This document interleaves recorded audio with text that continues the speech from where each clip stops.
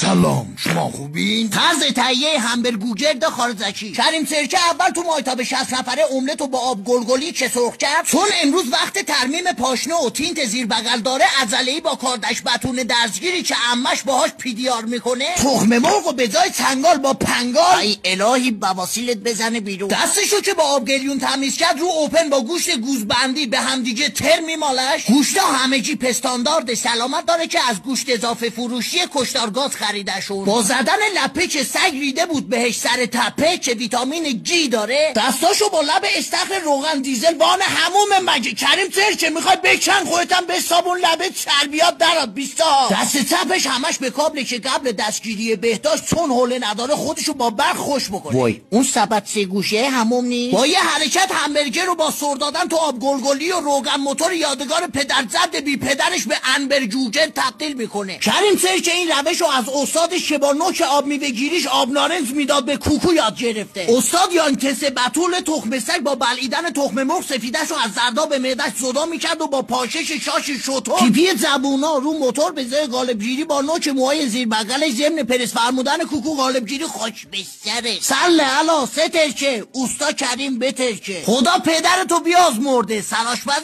انه. روغن سوخته‌های کریم سرکه خیلی کف میکنه. خدا کنه نشاشیده باشه توش. لا خاک بری